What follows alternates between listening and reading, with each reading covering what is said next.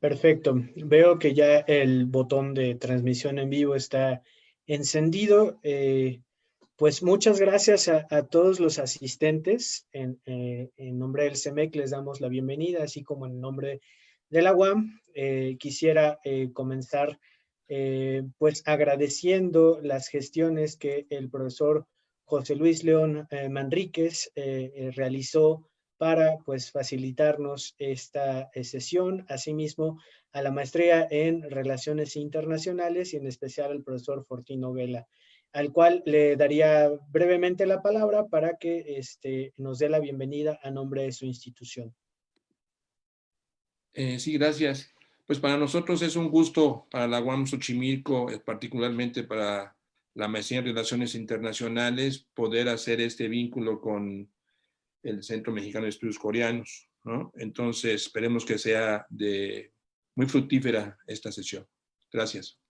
Excelente, muchas gracias, profesor Fortino. Insisto, el agradecimiento al profesor Fortino, al profesor José Luis León y a la UAM Xochimilco y a su programa de maestría en Relaciones Internacionales. Pues sean todos bienvenidos a este evento de la Guerra de Corea a través del cine.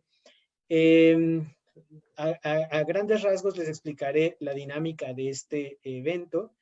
El evento va a estar dividido en dos partes. La primera parte nos va a dar una contextualización histórica que va a estar a cargo del profesor Alfredo Romero Castilla, que pues en breve tiempo nos va a contextualizar histórica, social y políticamente en este fenómeno, en este acontecimiento histórico que fue la Guerra de Corea. Y posteriormente, el plato, digamos, fuerte de este evento lo tendrá Jorge Grajales, que pues nos hablará de la cinematografía de la Guerra de Corea, ¿no? Recuerden que este es el circuito digital Corea, por eso le damos, digamos, más énfasis a las expresiones artísticas. Brevemente les diría que el circuito digital Corea, esta es su primera edición.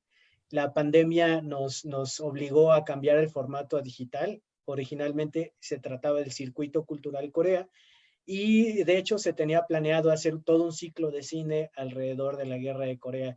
Sin embargo, por cuestiones de la pandemia y pues también por cuestiones de derechos de autor, pues no es posible realizar un ciclo de cine de manera virtual, pero a manera de conmemorar el 70 aniversario del inicio de la Guerra de Corea, pues quisimos hacer este pequeño evento. Ojalá en unos 3 años, en el aniversario 70 de la firma del Tratado de Armisticio, podamos realizar ya el ciclo de cine y pues les pediría entonces en ese caso que se mantengan al pendiente en unos 3 años, que esperemos la pandemia nos dé una normalidad absoluta y completa para ese entonces. Pero bueno, sin más preámbulo, comenzaríamos con la presentación del profesor Alfredo Romero Castilla, el cual presentaré brevemente, puesto que prácticamente su perfil no requiere presentación. Es un pionero en el estudio de Asia y de Corea en la UNAM y en México. Se formó en la licenciatura en Ciencias Diplomáticas en la Universidad Nacional Autónoma de México. Posteriormente realizó sus estudios de maestría en la Universidad de Hanguk en la República de Corea, siendo él el primer mexicano y latinoamericano en ir por primera vez como estudiante de intercambio al país asiático. Desde entonces se ha desempeñado como profesor e investigador en el Centro de Relaciones Internacionales de la UNAM y ha sido un impulsor constante y fehaciente de los estudios coreanos en México y América Latina. Pues sin más preámbulo, le damos la palabra al profesor Alfredo Romero. Gracias. Bien, muchas gracias, Jorge, por tus palabras. También muchas gracias a todos ustedes los que están hoy aquí reunidos. Me parece importante que se haya planteado esta ocasión para no recordar el inicio de Corea, de la Guerra de Corea, sino realmente, en mi opinión, es que es algo que no ha sido todavía desvanecido. O sea, la guerra no ha pasado. La guerra está ahí. La guerra tiene 70 años. Es un caso insólito porque en mis reminiscencias de estudios de historia recuerdo la guerra de los 30 años que sirvió, la paz de Westfalia, que sirvió después para trazar toda una perspectiva de acción, de práctica diplomática y de relaciones entre los estados. Pero no sé si haya otra guerra que haya durado más. Esta tiene 70 años y este solo dato creo que vale la pena tenerlo presente. Es decir, porque en su entorno a él hay demasiadas cosas que explorar y desde luego yo no podría abarcar absolutamente todo lo que esto implica. Voy a hacer una presentación muy sucinta, más bien muy rápida, destacando algunos puntos que me parece que deben tenerse presentes para poder intentar una reflexión posterior.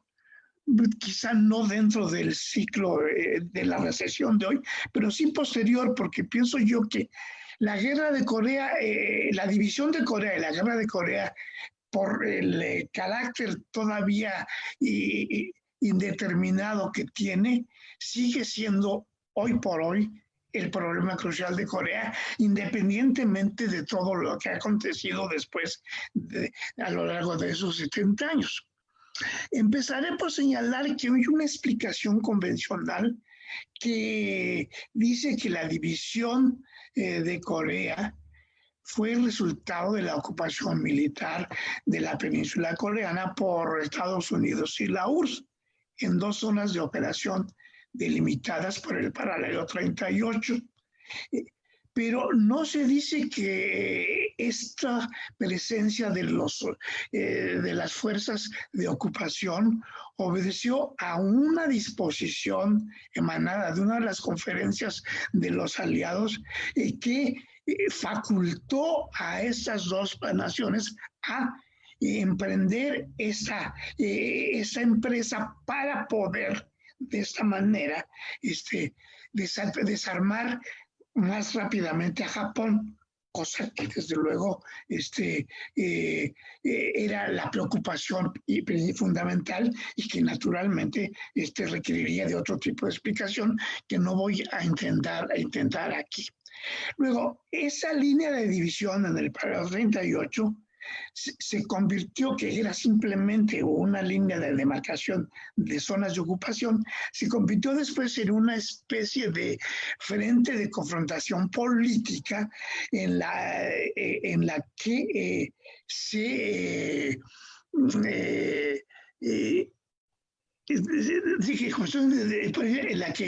se dice sin mayor reparo que fue la intransigencia de la Unión Soviética, lo cual también es inexacto, la que provocó todo este tipo de desacuerdos. De igual manera, la distorsión de la interpretación del propósito de la guerra, que era el de poner fin a la división, pasó a ser convertido en una guerra de agresión cometida por Corea del Norte y con el apoyo de la URSS. Esa es la versión que todos conocemos, que permanece inalterada después de 70 años, porque ambas narrativas mantienen inalterada esta situación y se presentan como verdades irrefutables en las páginas de los libros, artículos de revista, periódicos y otras publicaciones, incluidas las páginas web de la Internet. Pero lo que es peor, y eso sí me parece importante subrayarlo, es que también se mantiene inalterada en los programas universitarios de historia de relaciones internacionales. No solo aquí en México, sino en todo el mundo. En realidad, no hay ninguna diferenciación en ninguna de esas. Por esa razón, considero que es necesario señalar que la verdad es una, pero los hechos que la forman no son vistos de la misma manera por sus intérpretes y esos quienes emiten juicios que se basan pues en la información, en la formación, en los intereses de sus autores, lo cual no es criticable, pero desde luego es algo que está presente y que son lo que le determina el sentido que le ha dado a todo este conflicto. Entonces, debemos tener presente que los autores que de entrada sostienen que poseen todas las piezas de un acto de agresión perpetrado por Corea del Norte con el apoyo de la URSS y China, lo hacen casi centrado como si se tratara de un fenómeno meramente militar, es decir, historia militar, de historia de una guerra, pero se olvidan de los procesos históricos y sociales que subyacen justamente en todo conflicto bélico, no solamente en este. Entonces, a que esto ha impedido precisamente que se califique esto como una guerra de agresión y que no se tome en consideración que la historia y permite considerar que si bien la guerra es en todo sentido una guerra civil, sí terminó internacionalizándose con la intervención de las fuerzas extranjeras abanderadas por la ONU y al mando de un comando estadounidense, desde luego, y también con la participación de China.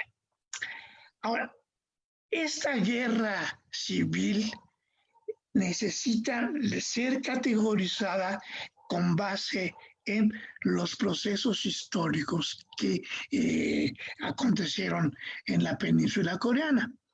Y quiero recordar que el primer autor que planteó esta idea de la guerra civil fue Bruce Clemens, quien realizó un rastreo muy minucioso de las fuentes de archivo estadounidenses, y de su análisis se desprende que los orígenes de la guerra que en los orígenes de la guerra convergieron la desinformación histórica sobre los que se basaron tanto la política de ocupación soviética y estadounidense, las que puestas en la balanza ponen en claro que se inclinan más hacia las fuerzas sociales coreanas más que a la presencia misma y motivada de las motivaciones de las potencias ocupantes. Y esa situación, dice Cummins, surgió en los años 30, durante la etapa de la colonización japonesa. Y yo difiero un poco de esa interpretación, y para mí esto se remonta al siglo XIX. O sea, la guerra se inició a partir de entonces, y esto requiere también de una profunda reflexión y sobre todo información histórica. Porque datarla únicamente a partir de la colonización es entender, desde luego, y es claro, que la política cultural que Japón trató de imponer sobre los coreanos generó diversas reacciones y que a la vez se manifestaron diversas posturas a favor y en contra de Japón. Esas discrepancias fueron las que impidieron que se creara un frente nacionalista unificado y que desde luego habría que remarcar que la llamada liberación de Corea del yugo colonial significó realmente no una acción llevada a cabo por los coreanos, sino por la presencia de las tropas extranjeras que obedecían a otro tipo de razones. Entonces, los autores que le conceden una mayor importancia a las políticas de las potencias extranjeras suelen no considerar que durante el periodo colonial se impidió la formación de un auténtico movimiento de liberación nacional. que en muchos sentidos cooptaron a ciertos dirigentes nacionalistas y que en todo momento se mantuvo un enfrentamiento entre los diferentes dirigentes nacionalistas.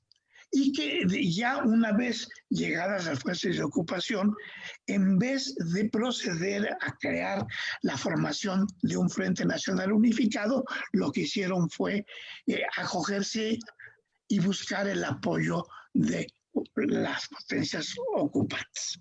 Desde luego, lo ejemplifican con el hecho de que Kim Il-sung fue ayudado por Stalin en la planeación de la guerra, pero también Bruce Cummings dice, bueno, y por su lado, Syngman Rhee demandó y obtuvo apoyo logístico de parte de Estados Unidos.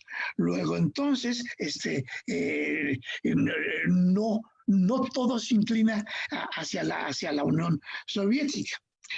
Ahora, otra cuestión que me parece importante señalar es que el retiro de las fuerzas extranjeras que se dio precisamente en 1948, una vez que se dio la formación de los dos gobiernos coreanos, estos de ninguna manera representaban a dos diferentes países, como se ha pretendido también entender, sino que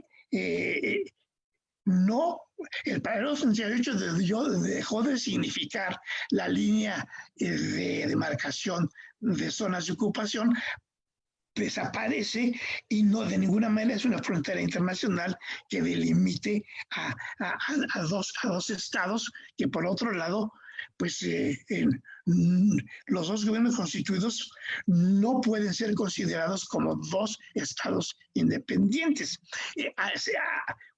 Hay una tendencia a interpretarlo así, pero no podría pensarse entonces que las fuerzas que había en ambas partes de la dividida península eran ejércitos extranjeros, eran coreanos. Y desde luego, independientemente de que hayan recibido apoyo extranjero, no dejaban de perder esa situación de nacionales coreanos, porque como lo asienta Cummings en su libro, las guerras civiles no son enfrentamientos entre dos, más bien son dos enfrentamientos entre dos fuerzas nacionales que se disputan precisamente la legitimidad política.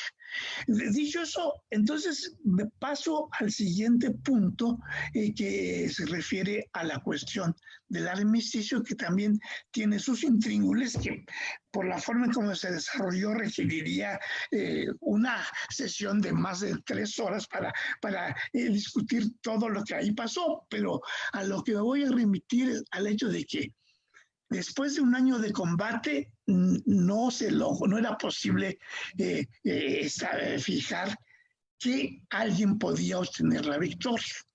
El 23 de junio de 1951, en la ONU, el representante soviético de la delegación soviética hizo la propuesta de que se negociara un armisticio, lo cual fue aceptado.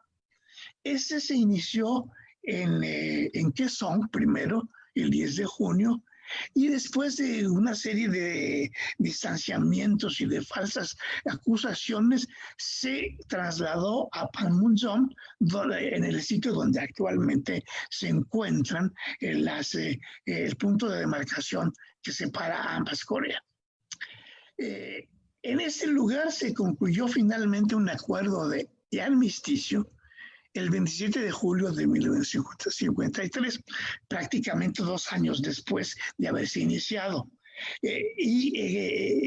Pero Eso contradice desde luego la práctica diplomática que en sus términos convencionales es el preámbulo en que las partes beligerantes establecen las bases y principios de su concertación y establecen a la vez las condiciones para crear un acuerdo de paz. Esto normalmente no suele hacerse en muy largo plazo. Se hace, de hecho, rápidamente.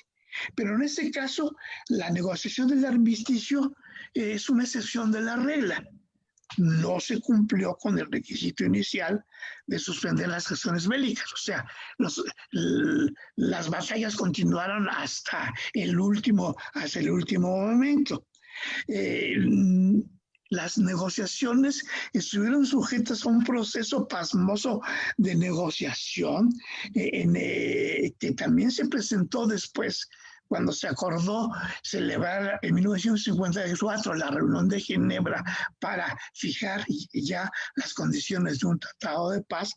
También se le dieron largas al asunto, al grado de que jamás se logró un acuerdo, y cuando pudo haberse alcanzado realmente por fin la posibilidad de firmar, de redactar un acuerdo de paz, surgió intempestivamente la derrota de los franceses en la guerra por el Viet Minh, en la guerra de Conchinchina, y ahí ya por principio se paró todo. Y desde ese momento, la guerra, que pudo haberse terminado en un plazo más o menos razonable, permanece hoy en día todavía vigente. Y eso creo yo que es también algo que tenemos que tener muy fresco en la memoria. Para terminar, quiero hacer otro tipo de explicación, que lo que me invita es aprovechar la reunión de CEMEC y del público asistente para pedirles que esa reflexión, que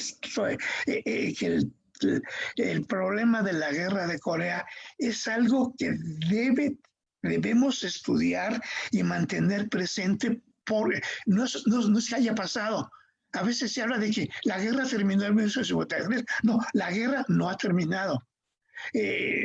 Han pasado otro tipo de cosas y eso abre otras posibilidades, pero se mantiene la concertación del Tratado de Paz, que es la base inicial para definir después si hay un acuerdo de encuentro, unificación, reunificación o cualquier otra cosa entre ambas Coreas, porque mientras esto no se dé, no se puede realmente empezar a hablar de la reunificación, como normalmente acontece cuando se dan los encuentros de los dirigentes políticos de ambas Coreas, inmediatamente se habla ahí de la reunificación. No, es un proceso gradual que requiere resolver toda esta serie de resquicios que nunca fueron resueltos. Entonces, por esto me atrevo a pedirles que mantengan viva en su memoria la inquietud y que busquen la posibilidad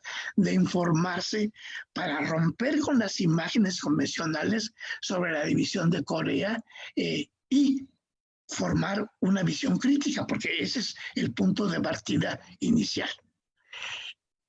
Admitir de una vez por todas que la Guerra Fría no provocó la división de Corea ni fue la causa del conflicto. Los desacuerdos intercoreanos se gestaron, según Cummings, a partir de 1930. Yo los ubico en la segunda mitad del siglo XIX. La otra idea con la que hay que romper, y que ya esto, sobre todo los coreanos mismos, es plantear que fueron la víctima inerme de los intereses de las grandes potencias y que hoy ya no tiene mayor contundencia.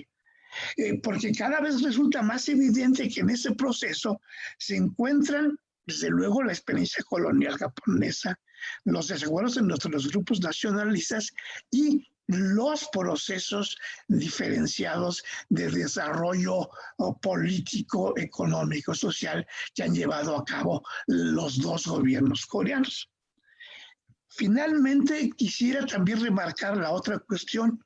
Suscribir la categorización del conflicto como una guerra civil, tal como lo han hecho ya algunos nuevos autores sudcoreanos, quienes han revisado las acciones de los líderes nacionalistas, han criticado profundamente las personalidades y el carácter de los móviles que tuvieron en la lucha nacional, han incluso denunciado los actos de violencia injustificados que ambos bandos coreanos arremetieron en contra de la población coreana sin discriminación ninguna, y que cada quien pensando que era el enemigo a vencer. Y desde luego esclarecer y mantener firme el verdadero papel desempeñado por Estados Unidos en lo que se refiere al propósito de buscar una victoria con un ataque nuclear que desde luego no se dio, pero que se planteó, en la que también entorpeció las negociaciones del armisticio y trabajó para posponer la firma de un acuerdo de paz. Son cosas así muy generales que espero haber resumido y darle un sentido. Si hay oportunidad, discutamos algunas cosas en este momento, y si no, pues plantémonos a futuro. No nos esperemos a 3 años adelante para volver a repetir lo mismo, ¿no? Creo que podemos trabajar más como obligación única, al margen de nuestros intereses particulares que siempre salen a relucir, ¿no? Porque a mí me interesa más esta temática y en esto me afirmo, ¿no? Yo creo que es el momento de tratar, al menos desde una perspectiva de estudio, la necesidad de entender en su real y verdadera dimensión un conflicto que, vuelvo a repetir, es anómalo desde sus inicios hasta el día de hoy. Gracias.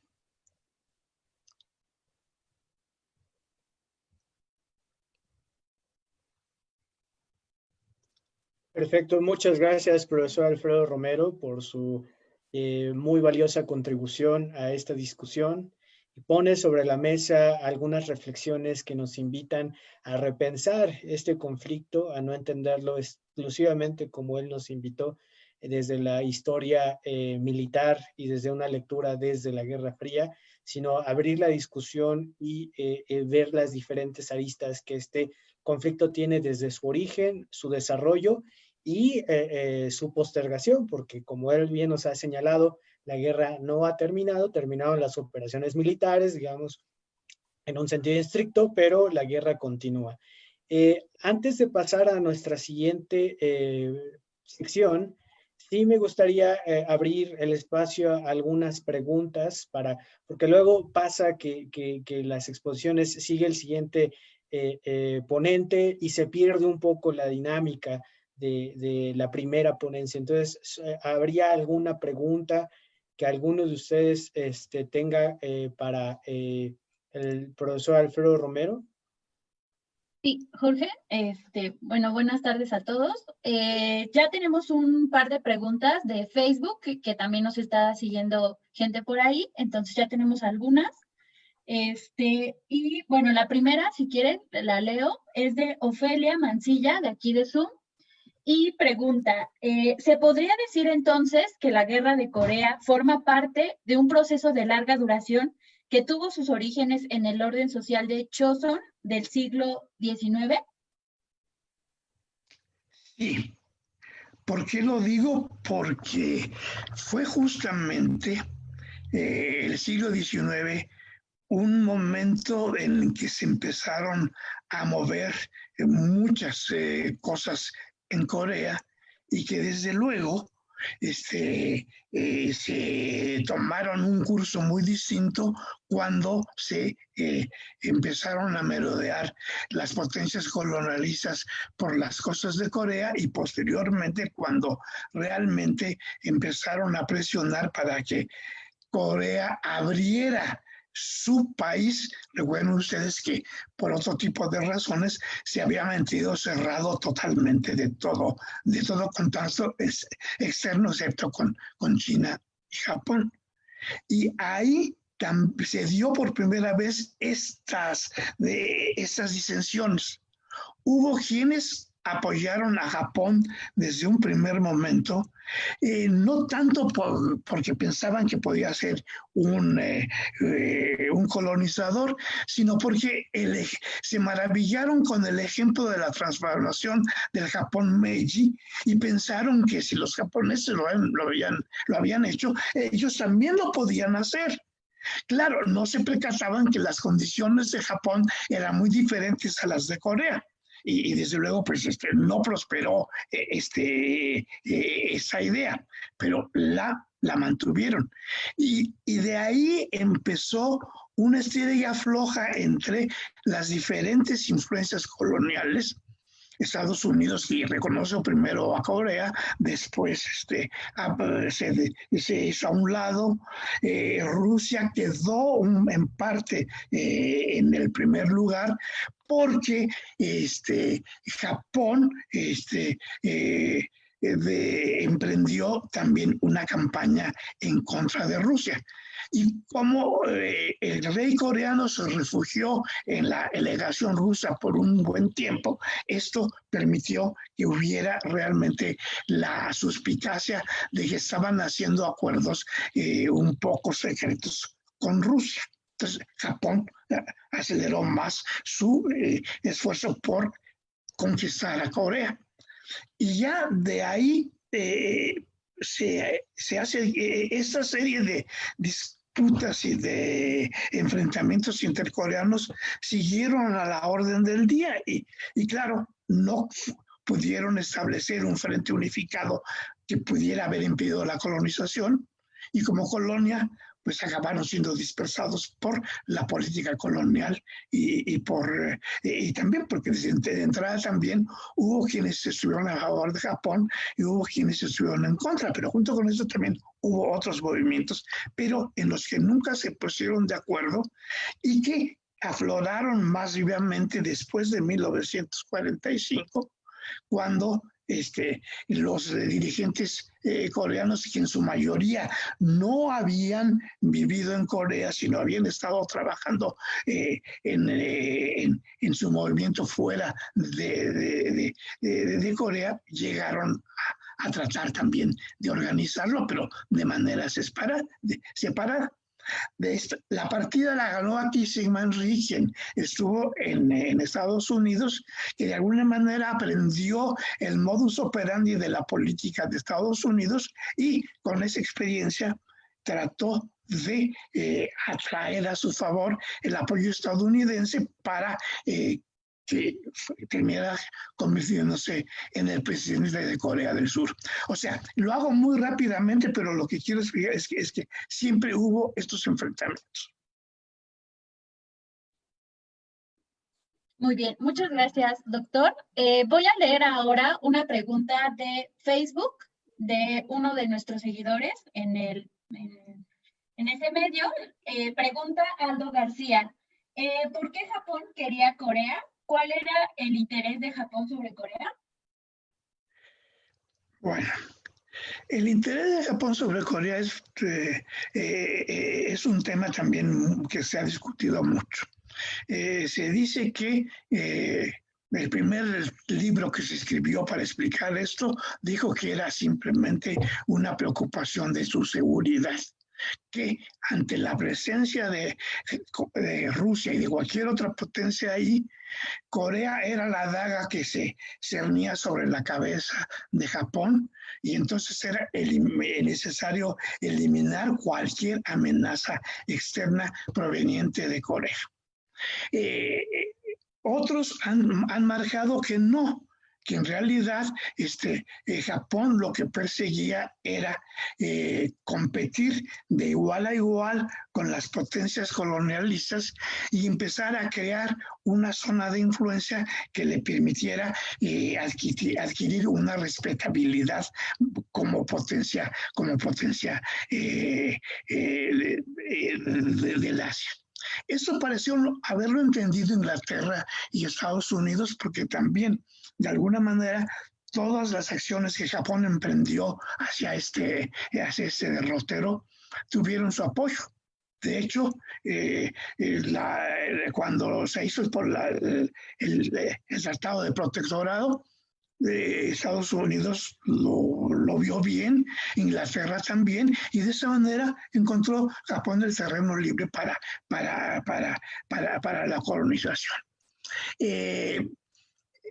Hay un interés económico al que muchos no le han dado el peso.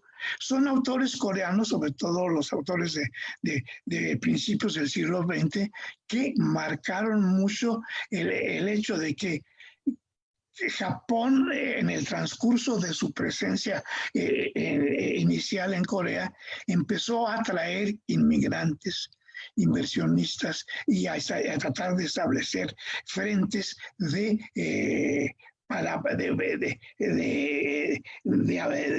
posicionamiento de su población. Al grado tal que cuando llegó la anexión ya había un grupo muy importante de japoneses establecidos en Corea en el comercio y en otro tipo de empresas. Es decir, esto es lo que se ha explicado y es como yo lo repito. No tengo yo una interpretación más propia respecto a este asunto.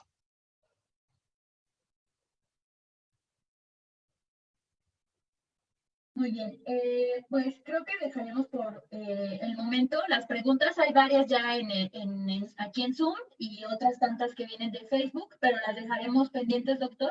Entonces, regreso la palabra a Jorge. Muchas gracias, Edith. Muchas gracias, profesor Alfredo. Y como menciona Edith, algunas de estas preguntas las pasaremos hacia el final por cuestiones de tiempo, sobre todo para darle paso a nuestro siguiente ponente, que es Jorge Grajales. Procederé a presentar brevemente a Jorge Grajales. Bueno, Jorge Grajales es un investigador cinematográfico que se ha dedicado a estudiar y analizar los lazos que unen al cine y a la cultura popular, especializándose en temas concernientes al continente asiático. En cuanto a Corea, se refiere, Grajales ha documentado su desarrollo y evolución ya sea en textos, así como en cursos que ha impartido en charlas dentro del Centro Cultural Coreano de México, dentro del diplomado del Programa Universitario de Estudios de Asia y África de la UNAM, y también ha sido pues invitado frecuente del Círculo Mexicano de Estudios Coreanos. Actualmente él está en la emisión de Circo Radio Volador en el programa Asia, que es un programa especializado en cultura popular, alternativa y underground del continente asiático. En pocas palabras, estamos en manos de un experto en cine y pues pongamos atención a lo que él nos viene a compartir.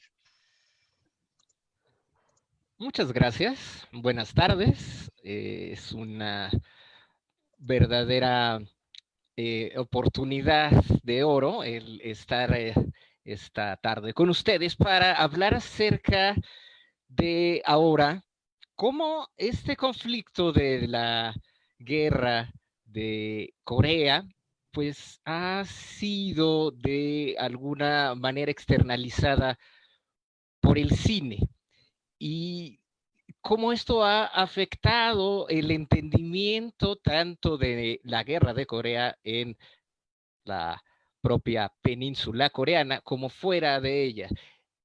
El cine, ¿qué tiene que decir al respecto de todo ello? Bueno, es una historia que también es bastante larga y trataré de ser pues muy sucinto en todo esto para tener una comprensión acerca de el desarrollo de la guerra de Corea vista por el cine. Es preciso que nos vayamos unos cuantos años antes de la propia guerra, de este conflicto bélico, para centrarnos un poquito en lo que son estos años en donde está el sentimiento completamente anticomunista que se va a desarrollar en la parte sur de Corea y que es algo que va a impulsar Lee Syngman para, bueno, el presidente de Corea en aquellos entonces, para que empiece un elemento importante dentro de lo que va a ser el desarrollo del cine de Corea del Sur que se enfoca a este conflicto. A lo largo de todos estos años, el desarrollo del cine en Corea pues ha estado también supeditado a lo que los extranjeros les han llevado. Ellos conocen el cine, obviamente, porque lo llevan los norteamericanos, lo llevan los japoneses en la colonia y la manera de realizar cine una vez que empieza a ser ocupada la Corea por el gobierno militar norteamericano, antes de que se decida quién va a quedar de presidente, en esos años intermedios en donde está esta ocupación bélica, pues ellos llevan el cine hollywoodense de una manera que les pueda servir para influenciar a toda la población coreana de que pues los esfuerzos norteamericanos son buenos a través de Hollywood. Y es así que llega una gran cantidad de películas que antes estaban prohibidas por la colonia japonesa y en ese breve momento de ocupación norteamericana con el cine, pues empiezan a verse muchas cosas raras, costumbres que ellos pues, no conocían, a pesar de que ya les llegaba el cine de diferentes partes del mundo y que quedó bloqueado en algunos años por los japoneses en la última época de la ocupación colonial de Japón. Se prohibió pues todo el cine extranjero, en específico pues el norteamericano, pero pues también el cine francés, el cine alemán, etcétera. Entonces resulta que cuando pues llega la ocupación norteamericana militar y llegan pues ellos con el cine y que con esto pretenden, de la misma manera que los japoneses en la colonia pretendían meter a través del cine, pues costumbres de Japón, de convertir al cine en una herramienta propagandística. Bueno, Estados Unidos combate eso y termina por apagar estos cañones japoneses con los cañones del cine de Hollywood. Ya es ahí, en este momento en el que hay esta transición y en el que, bueno, pues ya se empieza a formar esta primera república coreana y el primer presidente de Corea del Sur, Lee Syngman, pues hay una política muy marcada de empezar a hacer cine anticomunista, precisamente para generar toda esta situación de denostar a los que habían ocupado el lado norte del paralelo 38. Y es así que el cine anticomunista comienza incluso antes de la propia guerra de Corea. Empiezan a salir un montón de películas, algunas en un principio pues eran parte de lo que se le llama el cine de la liberación, es decir, un cine que pues celebraba el haber sido pues terminados del yugo japonés y que pues eran películas patrióticas que inflamaban todo este espíritu, algunas de ellas pues promovidas por los norteamericanos porque ellos son los que les daban precisamente todos los materiales, no había más materiales para filmar de parte de los propios coreanos después de la ocupación japonesa, entonces ellos les empiezan a dar todo esto y se empieza a crear un ambiente para hacer cine anticomunista. Y es ahí que se crea un género cinematográfico muy particular de Corea del Sur, que no tiene parangón alguno con ningún otro cine de otra parte del mundo y que va a empezar pues en estas épocas, y algunos lo localizan en 1949, y es un cine que tiene elementos de pues el cine bélico, tal como lo habían visto en el cine de Hollywood, en algunos elementos, pero aquí este cine se va a mezclar con diferentes asociaciones de convenciones genéricas cinematográficas como el melodrama, la comedia, el cine de acción, de espías e incluso el cine de horror. Y es ahí en donde comienza esta hibridación de géneros cinematográficos por los cuales hoy día Corea es muy famoso y es muy conocido. Es decir, uno ve una película reciente de Corea y empieza de una manera, se convierte en otra y termina en algo completamente distinto, usualmente hasta en un melodrama.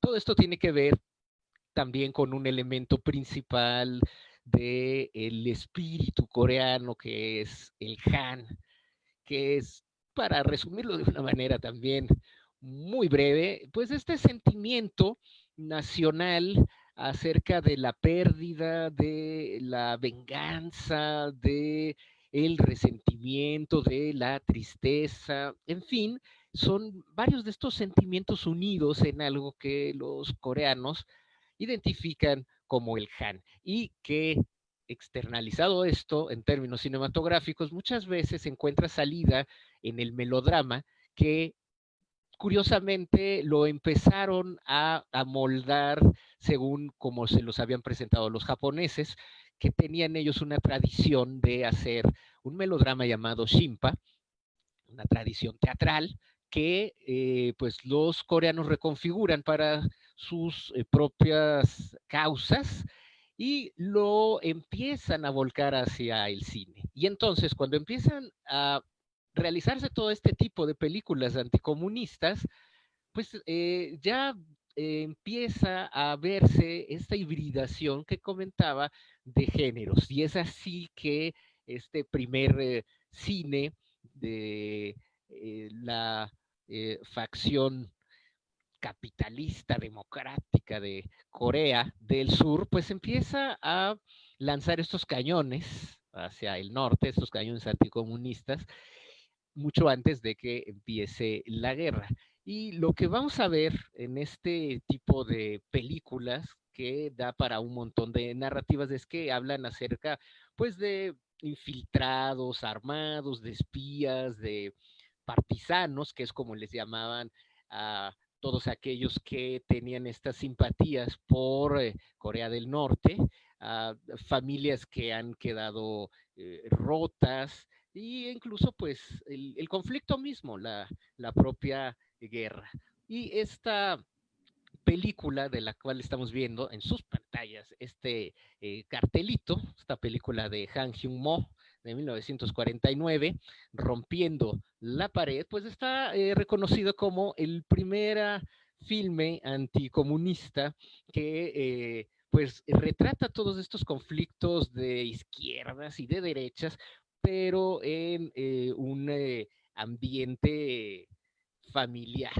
Es decir, la historia de las familias es lo que va a ser central en estas primeras películas anticomunistas. Hay una película también por ahí inmediatamente después de la guerra de 1954 que se llama Arirang, que cuenta también pues lo mismo, la historia de una familia en el norte, 2 soldados americanos heridos que pues se encuentran refugio con ellos. Lo que vamos a ver en el cine después de la guerra, después de 1953, si bien se van a mantener elementos totalmente anticomunistas, vamos a ver que estas cintas siguen una línea muy clara sobre retratar una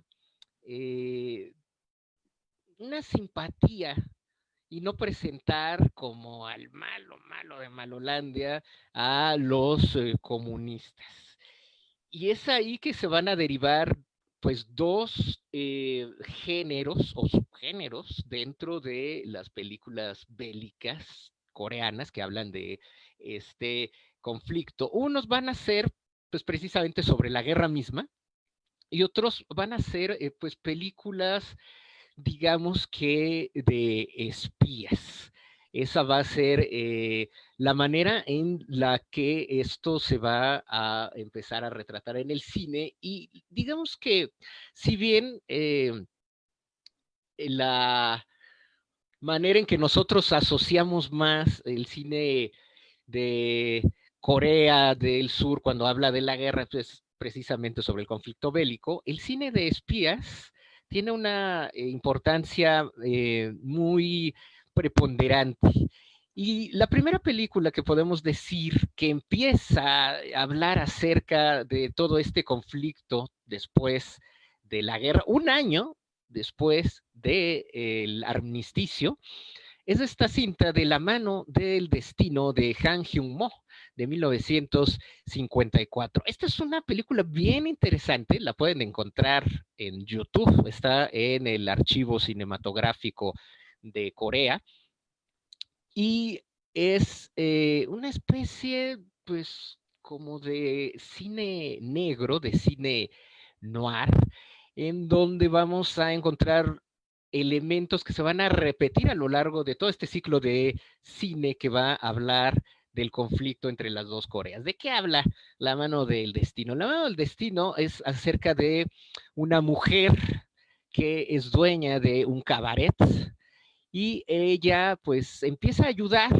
a un hombre que pues lo ha perdido todo con la guerra y ella le compra ropa, lo empieza a ayudar y ella empieza a enamorarse de este hombre. Pero las apariencias engañan porque nada resulta que es como parece.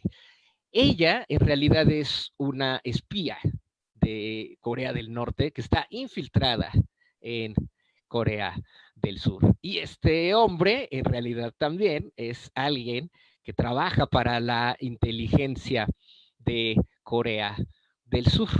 Resulta que pues ellos empiezan también a desarrollar estos sentimientos amorosos y pues ella se da cuenta que él trabaja para la inteligencia de Corea del Sur y empieza a tener conflictos en cuanto a si seguir su cometido o no, y ella está a punto de reunirse con otros elementos de Corea del Norte, y él pues también le echan por ahí el pitazo de que va a haber una reunión donde una mujer es clave.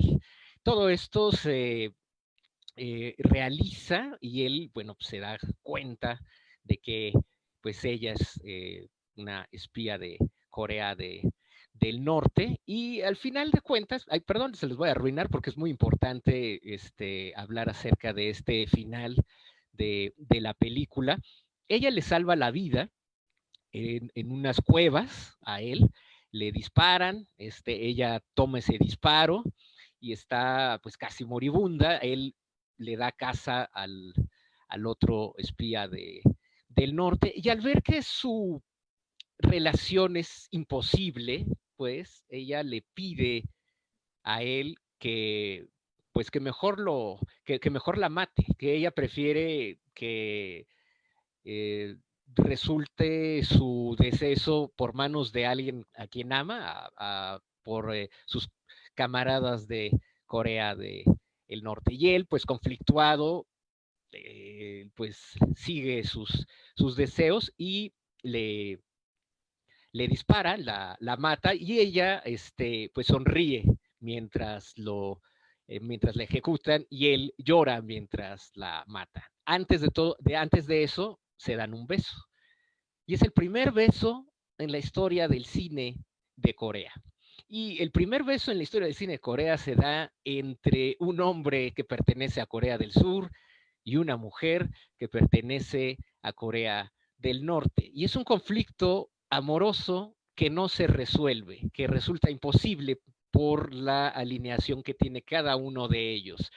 Y es ahí en donde empieza toda esta andanada de películas que van a hablar de el conflicto, utilizando muchas veces la clave de el melodrama, es decir, meter este elemento del componente del Han tan presente en toda la cultura coreana. Esta cinta pues creó mucha controversia en su momento por el beso, era algo que los coreanos no estaban acostumbrados a ver, viniendo de todas estas tradiciones del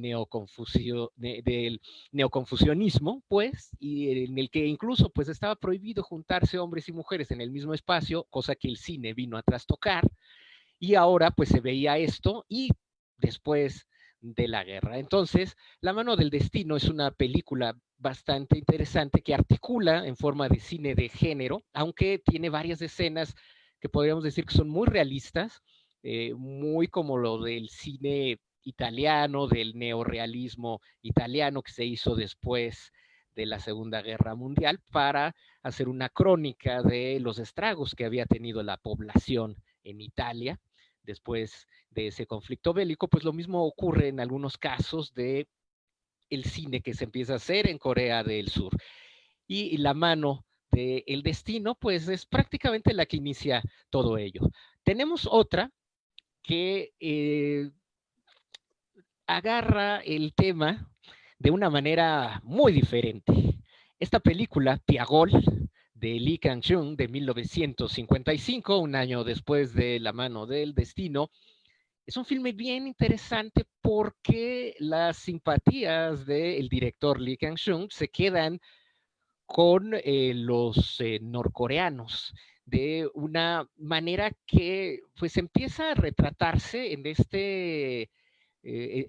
en esta primera etapa de hacer referencia a un conflicto que pues prácticamente estaba muy reciente. La población de Corea pues todavía no sabía qué acciones tomar en cuanto a lo que había estado ocurriéndoles, perder familia, perder patria, en fin, algo que si bien ya lo habían experimentado también con la ocupación japonesa, aquí se recrudecía y aquí ya estaban divididos, los buenos, los malos, los del norte, los del sur, los comunistas, los democráticos. Y si bien el cine de la primera fase antidemocrática, pues los pintaba como malos, pero súper malos por ser comunistas, estas películas que empiezan a surgir ofrecen este elemento, insisto, muy simpatético, ¿no? Y Piagol es esta película que se centra en un equipo de soldados de Corea del Norte, ya prácticamente a fines de la guerra de Corea, que empiezan ellos a pues a pelearse, estaban tratando de pues capturar un, un campamento en el monte Jiri después de esta guerra coreana y estas actividades de guerrilla. Y hay pues desacuerdos entre ellos de seguir o no seguir, hacia dónde van. Entonces están, digamos que, atrapados, pues, en este conflicto, y entre ellos empiezan pues, a matar. Hay dos personajes femeninos que son muy interesantes. Una de ellas, pues, es violada repetidas veces por sus propios camaradas. Es una representación simbólica de lo que terminó siendo la Corea dividida.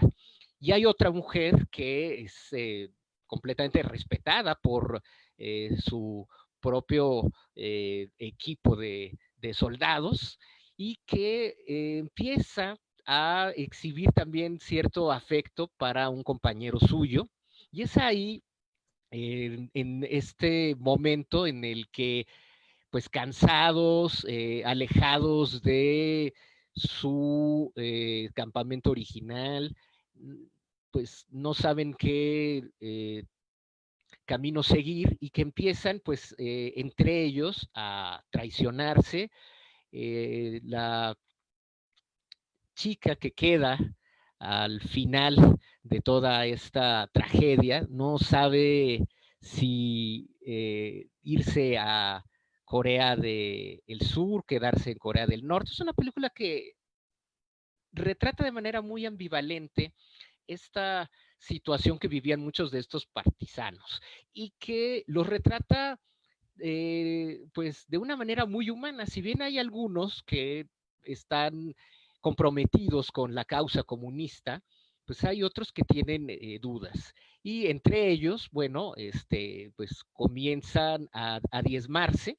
No hay intervención de nadie de Corea del Sur, sino que son ellos mismos, por todo este tipo de dudas, o de si alinearse con esta política que les han imbuido.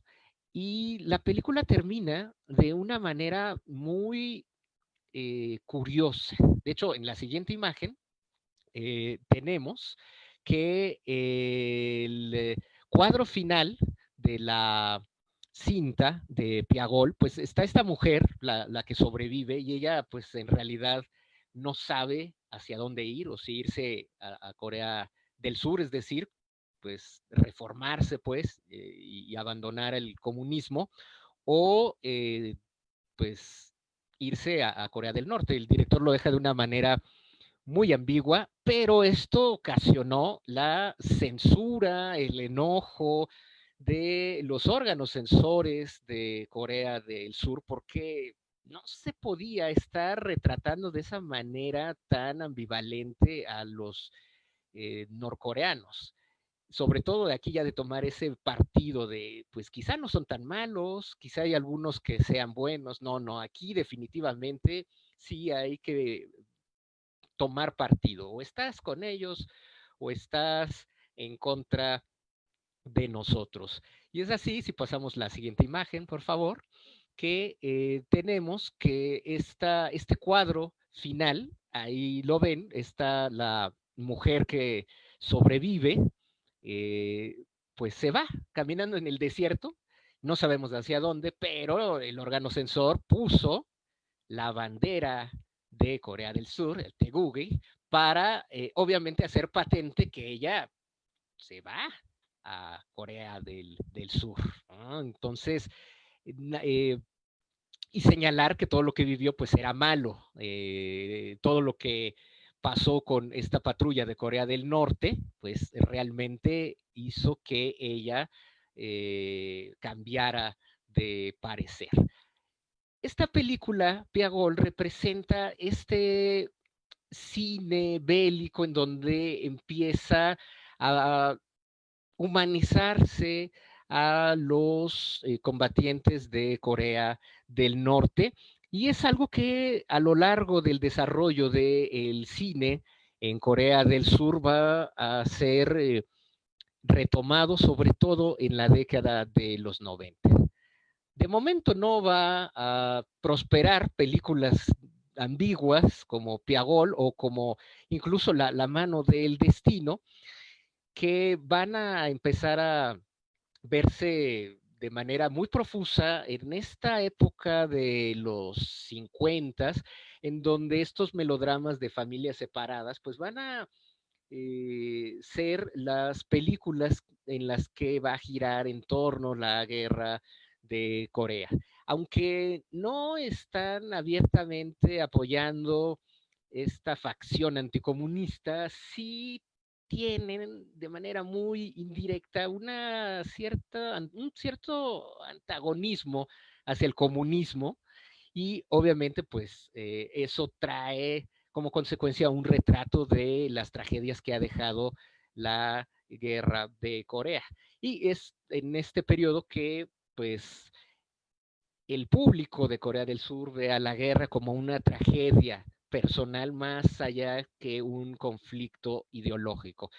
Eso pues está reforzado a lo largo de todas las películas que van a verse, como en la imagen que sigue, por favor, tenemos esa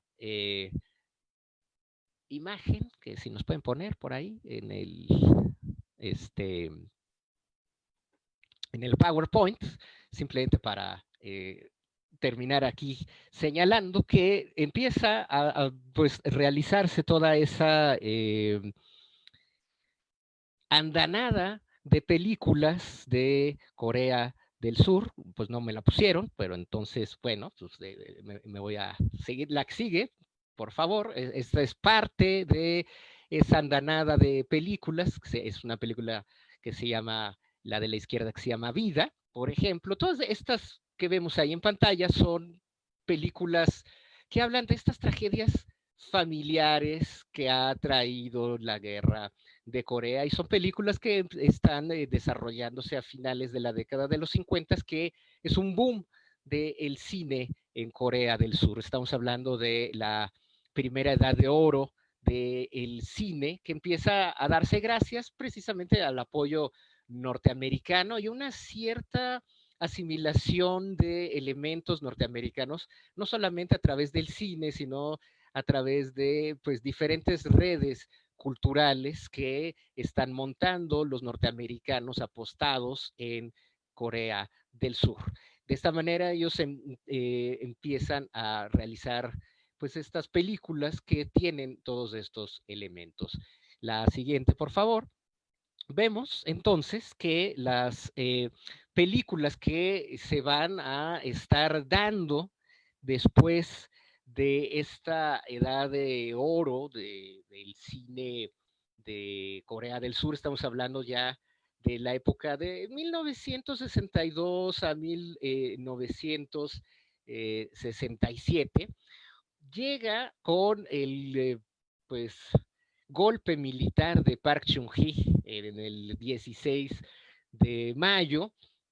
Llega pues toda una política nacional de retomar esta propaganda anticomunista de una manera muchísimo más férrea y de una manera más severa de como se estaba haciendo antes.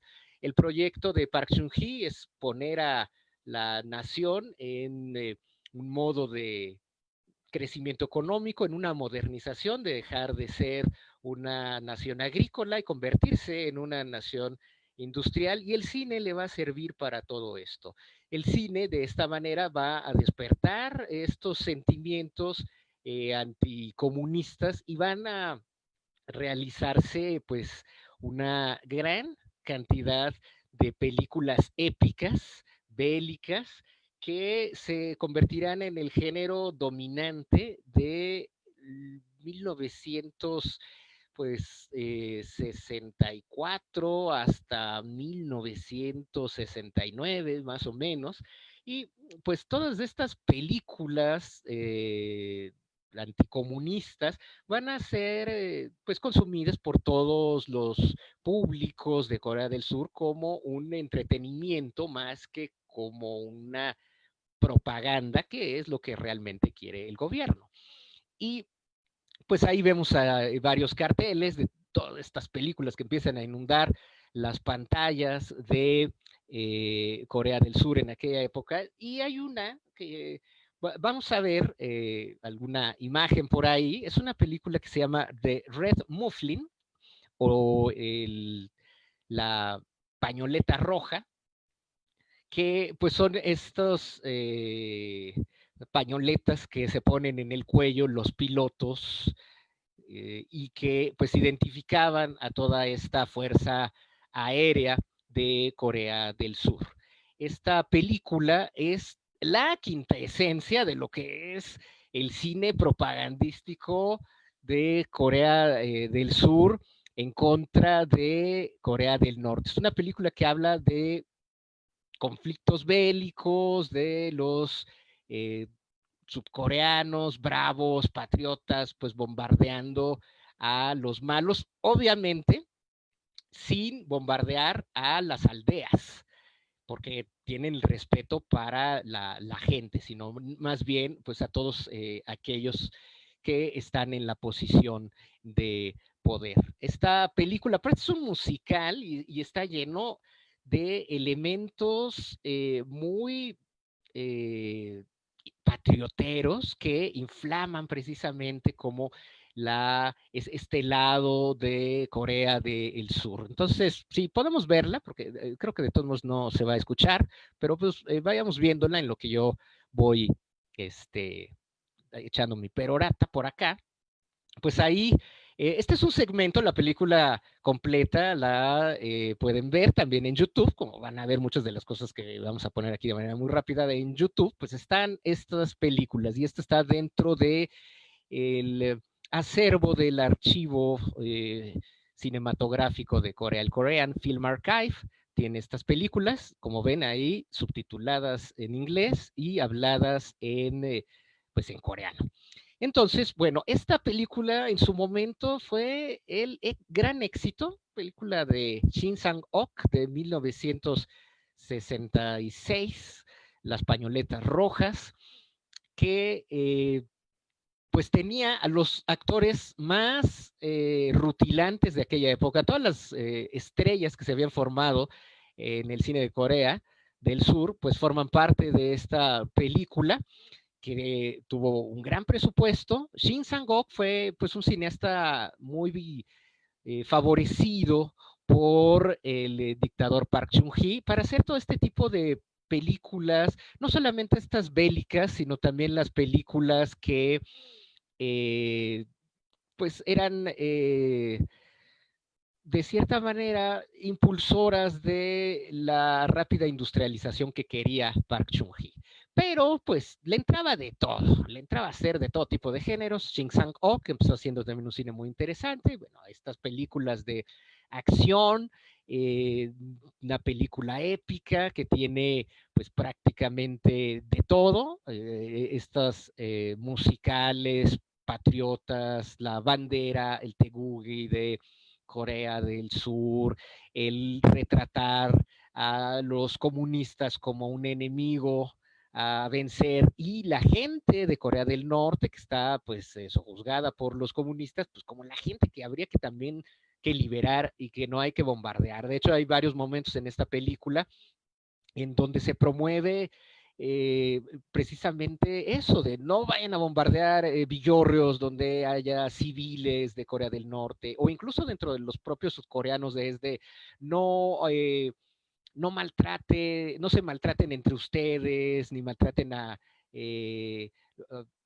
pues a gente de nuestro territorio. Hay una escena con uno de estos pilotos que, bueno, pues termina ahí regañando a la hija de otro y pues, lo mandan a llamar al piloto, lo regañan, le dicen, ¿sabes qué? Acuérdate, tampoco seas severo con la gente de aquí, con la hija de un compañero, todos estamos del mismo lado, ¿no? Entonces es retratar en esta época a las Fuerzas Armadas de Corea del Sur como lo mejor de lo mejor, como la clase de militares que se merece esta nación y que pues en consecuencia cuidan todas las vidas e incluso las vidas de los enemigos. Este es pues lo que podríamos resumir como el sentimiento de todas estas películas de esta época propagandística que se va a extender hasta la década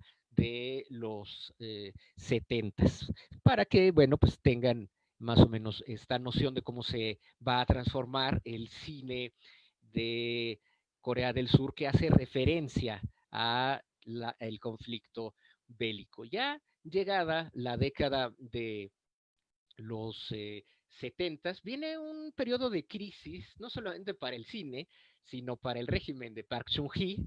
Hay pues un intento de asesinarlo por parte de oficiales del gobierno de alto rango y una unidad de espía de Corea del Norte que también le intenta pues asesinar. Y es así que el cine va a ver pues reforzadas ciertas reglas a través de declaraciones que va a hacer Park Chung-hee a principios de esta década de los 70, cuando pues intenta reforzar precisamente toda esta ideología de una manera que se vuelve más férrea. Es así que el acta de películas, la que dictamina las leyes en este periodo, tiene varias revisiones, primero revocando derechos de importación de otras películas, e incluso el propio gobierno, esta propia dictadura de Park Chung-hee, pues va a empezar hacer sus propias películas. Como el cine empieza a ser muy ahorcado, es decir, la producción privada, porque les quita las fuentes de dinero y sobre todo al dejar de importar películas, que era la fuente de ingresos para muchos productores, con lo que recaudaban de las películas del extranjero, ellos hacían sus propias películas, aparte películas que tenían que cumplir pues con lo que les dictaba Park Chung-hee. Resulta que bueno, pues en los 70 dicen, no, ¿saben qué? Ya mejor, pues aquí también nos vamos a hacer nosotros cargo de varias películas. Y entonces, si vemos la imagen siguiente, por favor, veremos esta imagen que vemos es de una película que tuvo un gran presupuesto, una de las películas con mayor presupuesto desde la que estábamos viendo de las pañoletas rojas. Esta, que se llama Testimonio, dirigida por Incontec en 1973, pues tuvo la cantidad en aquellos entonces de 120 millones de wones, con una gran cantidad de extras, con aviones, barcos y pues prácticamente todas las estrellas más rutilantes de esta década de los 70 participando en esa película, pero no sería la primera, sino que sería la primera de muchas, algunas de las cuales las realizaría este propio director, In Won-taek, que haría una que se llama No lloraré, o El desfile de las esposas. En fin, es una intentona del propio gobierno de pues retomar la producción de cine para reforzar todas estas enseñanzas anticomunistas que sentía que se estaban yendo. Y dentro de estas intentonas, bueno, pues hasta el cine de animación le entró también duro y tupido para cambiar las percepciones que se tenían en Corea del Sur acerca de Corea del Norte. Vemos ahí, por ejemplo, este cartel para una cinta que se llama El General Tolly, que pues es la primera de prácticamente una saga de las aventuras de este personaje que ya había sido llevado a la pantalla en 1946. Esta es una película de 1978 y que pues no solamente se exhibía en los cines, sino obviamente en escuelas, pues era llegarle a los niños con este mensaje completamente anticomunista en el que pues ponían a este régimen como algo que debía de ser erradicado y del cual vale la pena pues luchar, ¿no? El hecho de combatir a esta amenaza roja del norte. Y pues la década de los 80, que está marcada por la llegada del otro dictador, después de que se asesinan pues un jefe de gran rango también a Park Chung-hee, y termina por hacerse del poder Chung Do-hwan, nuevamente otro militar en la década de los 80, pues todo este interés por hablar del pasado, por hablar de la guerra de Corea y por hablar de la amenaza comunista se deja un poco de lado.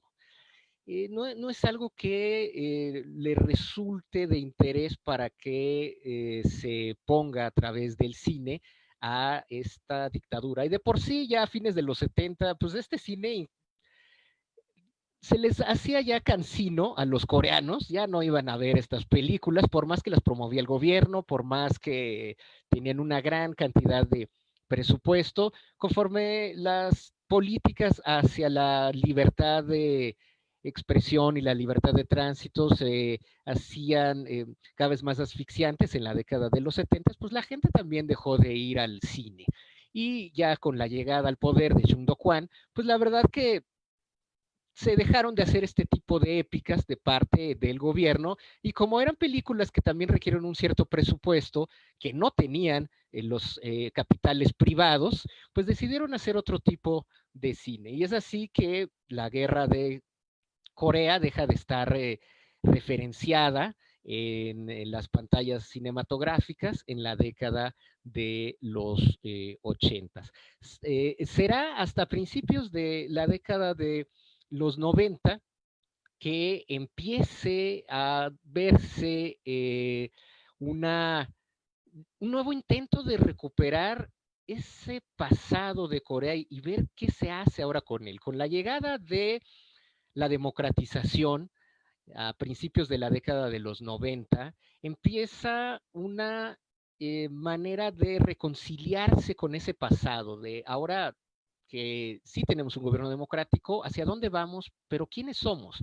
Y esta manera de recuperar la memoria histórica y de lo que ocurrió en esta guerra empieza a hacerse presente en esta película que vemos que se llama Nambugun, de 1990, dirigida por Chung Ji-yong, y que está basada en una novela autobiográfica de Lee Tae, que era un integrante de la guerrilla de Corea del Norte cuando pues estaba la guerra de Corea. Y esta película pues recrea todas las actividades de estas fuerzas comunistas de la guerrilla norcoreana durante la guerra. Es nuevamente como el entender a Corea del Norte a través de estas películas, obvio, pues a través de esta novela autobiográfica, algo que no se había intentado pues desde Piagol en 1955. Y es una película que es una pieza de acompañamiento a esto, ¿no? No es que retrate a las guerrillas norcoreanas como héroes, pero sí les retrata de una manera más humana, cosa que había estado ausente en la década de los 60 y en la década de los 70.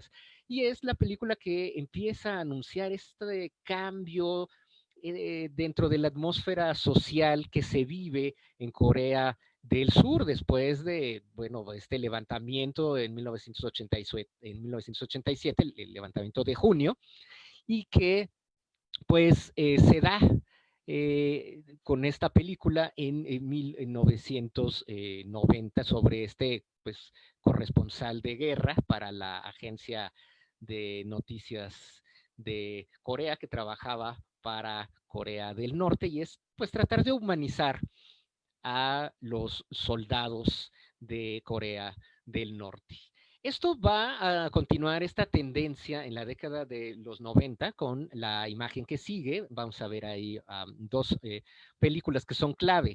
A la izquierda tienen Las montañas de Tebek, que es otra película de Inquantek, el mismo de el que habíamos platicado hace un momentito, con esa gran película de testimonio de súper gran presupuesto hecha pues para el servicio de Park Chung-hee, Y una vez acabado pues todo este sistema de las dictaduras, lo que hace Incontec es empezar a reflexionar acerca de una manera mucho más profunda y sin toques propagandísticos y con este sentido completamente humanista acerca de este conflicto, y lo hace en esta cinta de las montañas de Tebet, que, bueno, hay que señalar que es una adaptación de una novela bastante voluminosa, que ya se había hecho también en la década de los 70, una adaptación de esta novela, pues con todo este sentimiento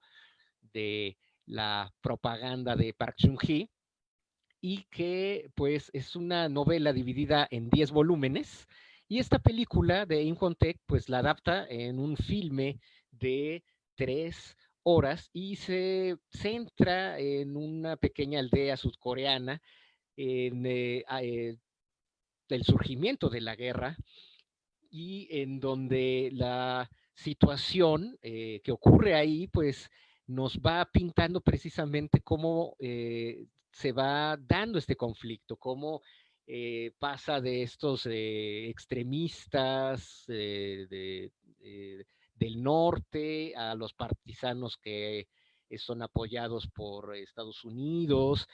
A fin de cuentas, de lo que habla es de cómo los civiles quedan atrapados, pues, entre conflicto y las consecuencias que tiene la población civil en guerras que están más allá de su control, aunque la película no necesariamente habla de la guerra de Corea en específico, sino de otro momento en el que se ven atrapados estos personajes. Al igual que las Disculpa, montañas de Jorge, TV. que te interrumpa. Sí. Ya tenemos un poquito el tiempo encima. Si pudieses apresurar a concluir. Sí, justo voy a esto para terminar. Perfecto. Muchas gracias, Jorge. Disculpa. La película que tenemos al lado es la cinta que se llama Primavera en mi pueblo o en mi villa, y es una película que está narrada también desde el punto de vista de los civiles, y sobre todo en este caso de niños que quedan atrapados entre estas dos facciones de Corea del Norte, de Corea del Sur, entre esta violencia. Y es una película que, aunque no se ve nada de la guerra, le da una visión completamente distinta a este conflicto. Estas dos películas van a ser heraldos de una nueva manera de entender la guerra del cine en Corea, que se va a dar con el nuevo cine coreano, con el Hallyu coreano, que va a iniciar con una película llamada Shiri, y que van a retratar a los coreanos del norte y al conflicto que se da de una manera simpatética y con aras de que haya una conclusión al conflicto bélico. Entonces, estas películas de fines de los 90s hasta el 2010 van a hablar de eso. Todas esas películas como la pionera en todo esto, Shiri, La Hermandad de la Guerra, Tegugi, JSA, Área Común de Seguridad. Tenemos también Bienvenidos a Don Magol. Todas ellas van a hablar acerca del conflicto de una manera humanizada, en donde no se va a retratar a estos coreanos del norte como se habían estado retratando en las películas de los 60s y los 70s, todo porque está la llamada política del sol, esta política que se da en Corea del Sur para, pues, tratar de restablecer estos lazos, estos nexos, tener esta esperanza de volver a poder ser una sola nación y de llegar a la reunificación. Y todas esas películas hablan de eso, externan una ansiedad que es manifiesto en todos los sudcoreanos. Aquí teníamos los trailers preparados de todo esto que les estoy diciendo, pero como ya nos quedan menos de 2 minutos, pues ya no vamos a ver nada de eso. Y después del 2010 viene otro periodo de retratar el cine de Corea, que también está marcado por los gobiernos en turno. Y esto se está dando porque cada uno de ellos tiene ciertas agendas. Y si bien estas políticas que se están dando en estos primeros 10 años del nuevo milenio tienden a retratar así a los norcoreanos por la políticas de el Sol, que pues tiene pues a dos presidentes, a Kim Dae-jung y también a Roh Moo-hyun. Pues ellos dos, bajo esta política, bajo este paraguas, pues se hacen todas estas películas que tienen un sentimiento muy antinorteamericano. Ahí culpan y le echan la culpa las películas a los Estados Unidos. Esto se ve en cintas como Bienvenidos a Don Magol, pues, en el que de una manera fantástica coreanos del norte y coreanos del sur se reúnen en una villa con elementos casi fantásticos, como de realismo mágico, como salidos de las películas japonesas de Hayao Miyazaki, donde no hay guerra, pero es gracias a los norteamericanos que todo pues, se va por un tubo.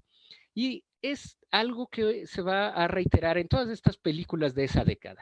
Del 2010 a la fecha va a cambiar esto radicalmente por los gobiernos conservadores que está teniendo Corea y van a resaltar el patriotismo nuevamente de poner a los coreanos del norte como enemigos que atacan sin la menor provocación y como pues gente que no tiene palabra ni son dignos de fiar.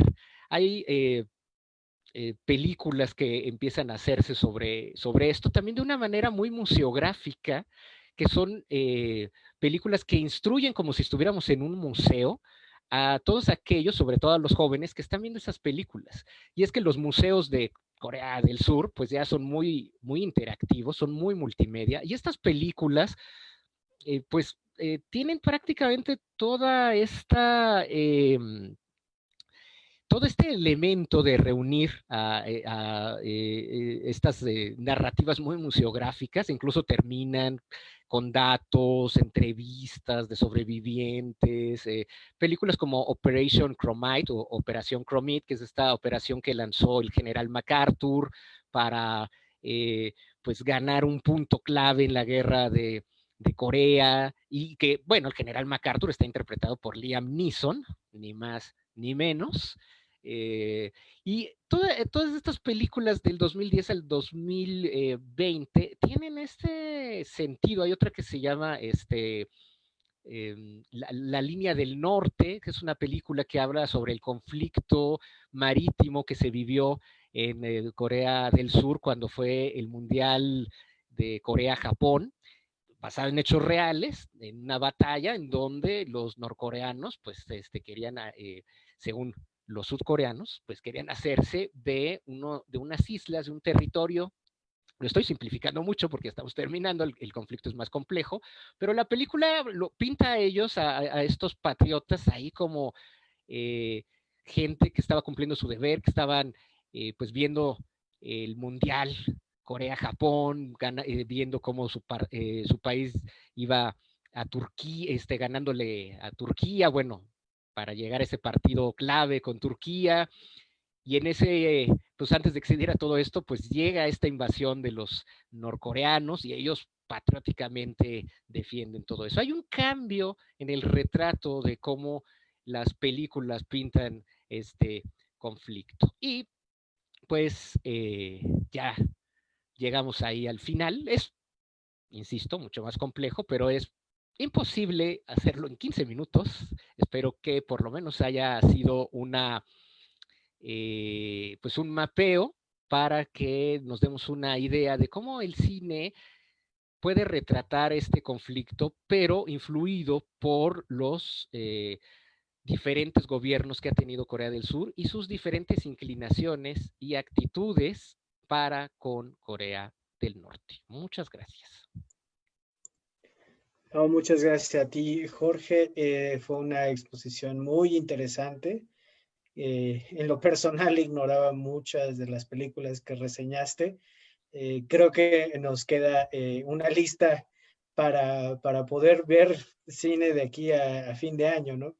Y bueno, y que estas discusiones ojalá y las podamos hacer en futuras ocasiones, que sí, la pandemia ya nos deje de lado y podamos realizar pues el ciclo de cine como se tenía pensado hacer desde un principio. Pero bueno, terminamos esta parte, pasaremos entonces a las preguntas, las respuestas, las discusiones que ustedes, o inquietudes que ustedes tengan. Entonces, Edith, no sé qué preguntas has rescatado de Zoom y de Facebook.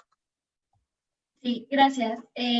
Pues bueno, en Zoom tenemos la pregunta de Julia y nos pregunta si hay algún título sobresaliente del cine hecho por la República Democrática de Corea del Norte, popular de Corea, perdón, y o Corea del Norte. Y también me permito leer, bueno, yo creo que me permito leer una pregunta de Facebook para que sean dos preguntas para Jorge. Vengan todas. En Facebook, Gio nos pregunta, son un poco largas las preguntas, entonces voy a leer estas dos y luego continuamos. Gio Gámez en Facebook pregunta, profesor, ¿usted considera que la intervención de Hollywood le dio forma a la percepción de Corea en el occidente de una forma exagerada o irreal? Me imagino que buscaban dejar claro que la intervención americana fue heroica, pero me pregunto si tuvo efecto en algún tipo de rencor en el pueblo estadounidense, ya que muchos hombres fueron a la guerra. También me pregunto, ¿la actual censura en televisión de Corea del Sur, remanente de lo que menciona usted, facilitó el mantener las estructuras y valores sociales hasta ahora? Muy bien, pues respondemos. De Corea del Norte, prácticamente la mayoría de las películas que se hacen, pues son propagandísticas, todas, y son, pues, muy notables la manera en cómo las películas se amoldaron a la ideología de Corea del Norte. Se pueden ver en YouTube, hay una gran cantidad de películas de Corea del Norte en YouTube, de todo tipo. Quizá la más famosa, por no decir infame, es esta película que es de un monstruo gigante que se llama Bulgasari. Es adaptado de una leyenda folclórica de Corea, pero amoldado a que se convierta en una película pro-comunista. Es un monstruo que come metal y se va haciendo gigante. Es una especie también de remake de una película japonesa que tiene prácticamente la misma trama, pero aquí está con el contexto de esta leyenda de Norcorea. Y esa, vaya, hay un documental sobre el director, Shin Sang-ok, que lo secuestró Corea del Norte para hacer esta película ahí en Netflix. La película la encuentran en YouTube y de hecho es el mismo director de Las Pañoletas Rojas, esa película super patriotera que estábamos viendo el clip, pues él hizo también esa de ese monstruo gigante norcoreano. No solo eso, hay un montón. Hay una, por ejemplo, pueden buscar una que se llama Order 27, así, la orden número 27, es una película que se editó en México, en VHS, varias películas norcoreanas se editaron en nuestro país en la época de los 80s y 90s, y está en YouTube con subtítulos en inglés y es una cosa, bueno, ahí norcoreanos que se infiltran a Sudcorea a punta de taiwandoazos, para tratar de rescatar unos papeles y llevar pues el buen nombre del comunismo. Oh, es una cosa digna de verse y obvio los valores de producción pues varían, ¿no? Hay incluso una versión de Titanic a la coreana, al estilo de Corea del Norte, que también anda ahí en YouTube. En cuanto a la influencia de Hollywood, pues también es algo muy complejo, así como pues el profesor Alfredo Romero nos decía que es muy complejo también la situación de política de la guerra de Corea para sintetizarla. Igual, la intervención de Hollywood y de Estados Unidos para el desarrollo del cine es más complejo porque ya desde antes estaba Japón. Lo que sí fue decisivo es el que los coreanos empezaran a retomar géneros cinematográficos que para ellos eran extraños y meterles elementos muy propios de Corea, no necesariamente de Corea del Sur o de Corea del Norte, sino elementos netamente coreanos, de adaptar el cine, algo extranjero, a cosas locales a través del cine de género. Y es, pues, de una manera, el cine del conflicto de Corea del Norte y Corea del Sur, este conflicto bélico desarrollado en cine, en este subgénero de cine anticomunista, de este cine entre bélico y de espías, insisto, no tiene réplica en ninguna otra parte del mundo. Vaya, ni siquiera el cine de Corea del Norte tiene las particularidades que tiene este cine que habla de la guerra, como lo hacen los sudcoreanos. Entonces, las censuras por las que han atravesado los medios en diferentes épocas de la historia de Corea del Sur, pues se han quedado en esas épocas. Es decir, cuando ha llegado la democracia se empezó a hablar más no solo de la guerra de Corea, sino de pues otros elementos traumáticos que antes estaban prohibidos. Y la manera en cómo presentan la guerra de Corea tiene mucho que ver con la política que trae cada nuevo gobierno y qué es lo que quiere que el público, que el espectador coreano recuerde de esa guerra, sobre todo dirigido a los jóvenes. Es por esto que les decía de estas nuevas películas, esta nueva andanada de películas de Corea del Sur que hablan sobre la guerra, pues ahora sí tienen una cuestión como muy histórico-propagandística, muy curiosa, que no estaba del 2010 al 2000, del 2000 al 2010. Entonces, las censuras tienen que ver con cada uno de los gobiernos, más que censura, políticas y recomendaciones de ahora nosotros queremos que se hable de esto y de es la maleabilidad de la historia a través de las políticas culturales que trae cada gobierno de Corea del Sur, para acabar pronto. Ok, muy bien, muchísimas gracias, Jorge. Bueno, creo que a partir de siempre de estas intervenciones ya, digamos, a profundidad de las preguntas que hace el público, pues empiezan a surgir más, ¿no? Entonces, para aprovechar el tiempo que nos queda, voy a empezar a hacer preguntas alternas para el doctor, algunas que habían quedado pendientes en la primera intervención y otras para ti, Jorge, pero antes de eso también me gustaría hacer algunas menciones que han llegado desde Facebook o en el chat de Zoom.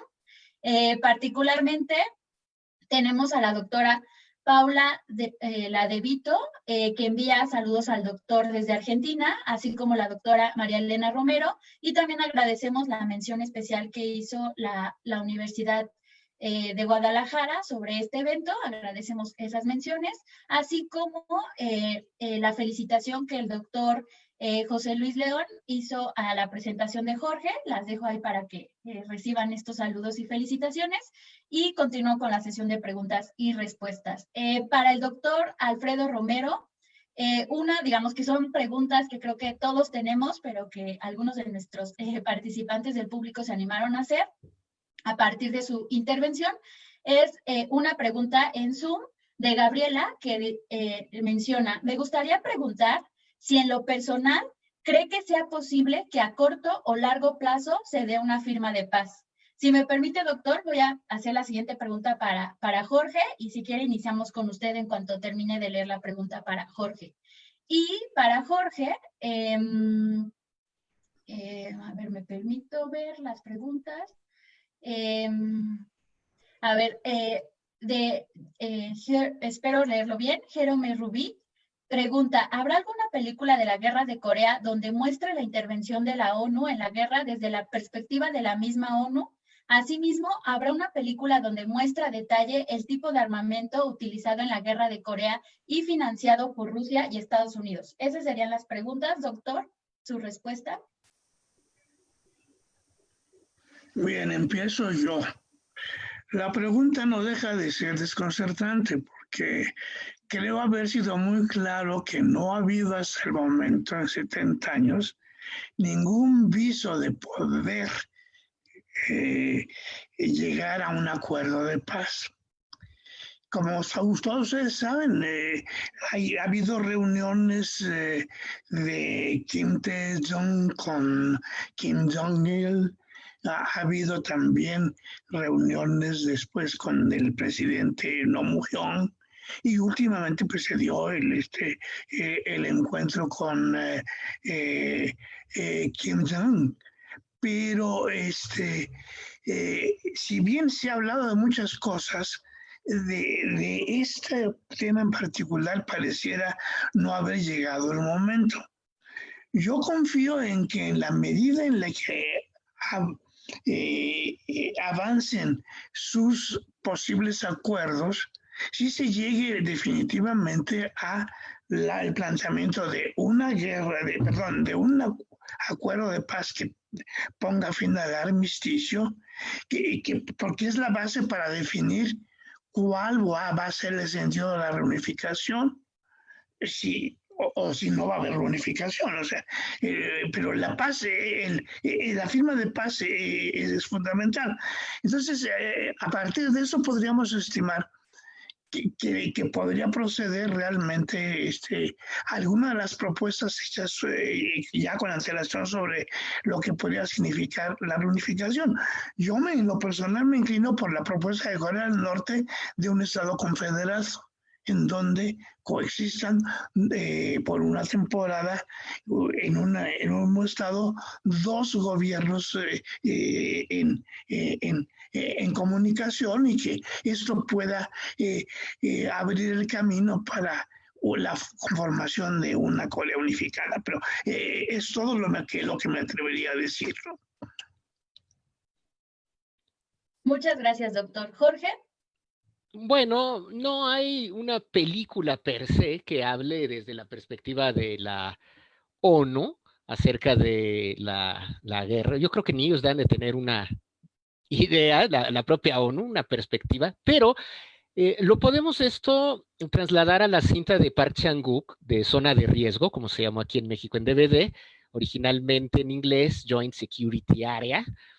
Esta película que habla sobre la amistad que se desarrolla entre soldados de Corea del Norte y Corea del Sur en la zona desmilitarizada, y que ocurre pues el asesinato de varios de ellos y empiezan a investigar qué es lo que ocurrió en ese lugar. Entonces, quien llega ahí es una enviada de la ONU, precisamente, es una mujer que es mitad suiza, mitad coreana, y la película, aunque no se desarrolla per se en la guerra de Corea, de lo que nos habla es precisamente de todo este conflicto trasladado hoy día, y cómo, dada la resolución de la película, que no estaré arruinando, pero dada la situación que se presenta, pues la ONU queda como un organismo que es incapaz de involucrarse en pues en este conflicto. Entonces, la manera en como lo ven, por lo menos como lo ve Park Chan-wook, es que ni a la ONU le queda claro, y es imposible tener este lado, digamos, que sea completamente neutral. Es imposible, por lo menos para Park Chan-wook, es lo que él resuelve en esa película, y me parece que es, creo que la más notable de las que hablan acerca de un conflicto mediado, en este caso por la ONU, y creo que ahí sería eso. Ahora, en cuanto a películas que muestren a detalle el armamento, no hay tanto, porque son muy distintas a las películas bélicas tanto de Rusia como de Estados Unidos. Son muy distintas. No se concentran en eso, sino más bien tienen esta propensión al al melodrama. Eso es lo que tratan de poner, más allá de convertir en fetiche todo el armamento militar. Quizá estas películas recientes lo hacen de una manera pues más, insisto, museográfica, de poner hechos, de poner de leyendas, no leyendas de leyendas antiguas, sino letritas, pues, que te van explicando lo que estás viendo en la pantalla, de fotos, situaciones, etcétera. Quizá lo más cercano, yo creo que, pues sí, te recomendaría que vieras esta de Operation Chromite para que te dieras la idea de esto. Si me permites, Yasmín, claro, yo doctor. Un comentario a propósito de esta pregunta. Realmente lo que hay que entender es que en su momento la ONU se vio arrastrada a intervenir en un conflicto que en otro tipo de circunstancias no hubiera ocurrido. Aquí sí hay que insistir, la manipulación que el gobierno de Estados Unidos hizo para llevar a cabo esta acción fue determinante. Y también aquí hay otro enigma de los que yo no estoy insisto que hay que estudiar. Se aprovechó la ausencia de la delegación soviética en el Consejo de Seguridad y los soviéticos se retiraron porque protestaban porque no reconocían a la República Popular China como el auténtico gobierno chino. Y en ausencia de la delegación se tomó esta decisión. Si hubieran estado presentes los soviéticos, pues interponen el derecho de veto y no hubiera habido nunca esta movilización.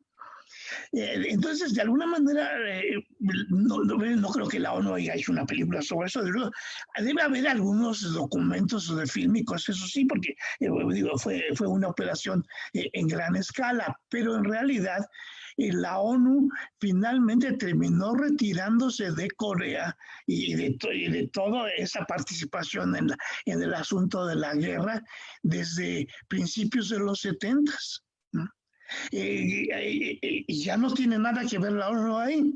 El gobierno de Corea del Sur parece ser, a mí no me consta porque no he vuelto a visitar Panmunjom, pero el gobierno de Corea del Sur sigue manteniendo el emblema y la bandera de la ONU en ese lugar, pero hay que dejar en claro que la ONU se retiró, o sea que entonces es una situación verdaderamente extraña. Así, perdón, no tiene nada que ver con el cine, pero desde luego, pero a mí realmente aprovecho siempre la ocasión para saludar a Jorge y decirle que aprendo mucho de sus conferencias y que de aquí en adelante me voy a volver un fan del cine coreano, porque yo, a pesar de mi experiencia con Corea, no he visto mucho cine coreano.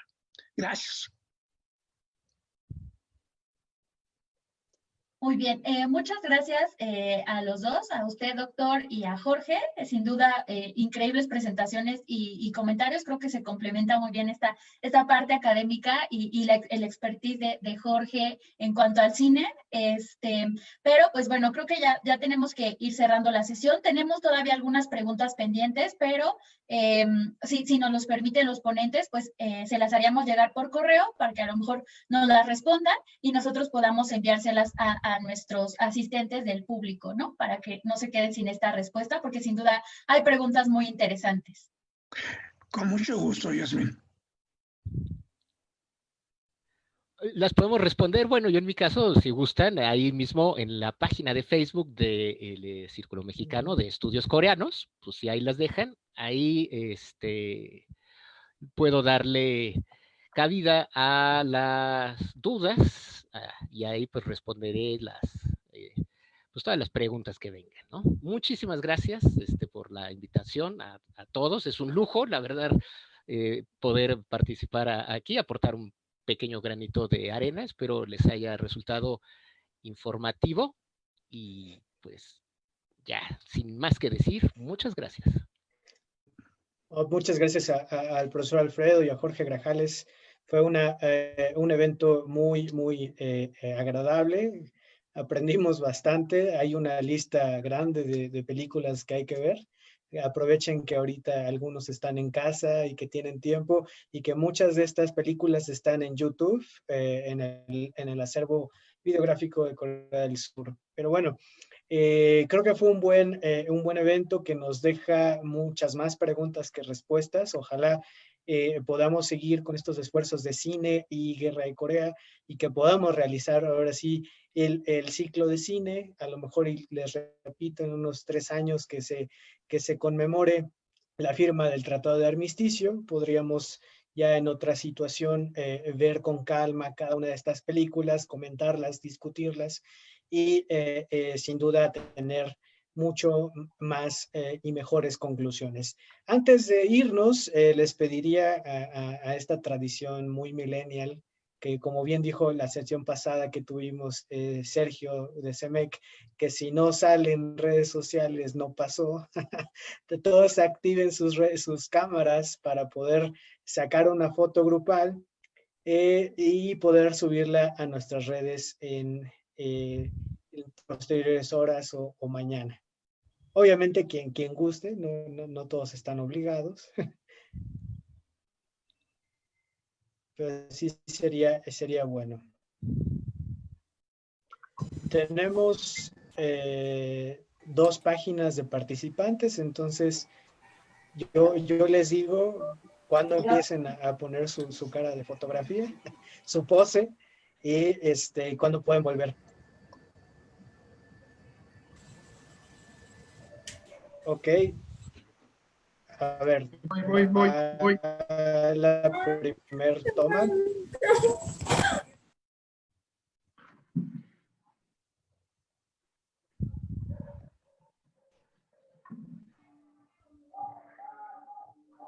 A ver, creo que, bueno, no muchas personas activaron su cámara, pero va la primera toma, a ver. Viene la primera. Hola.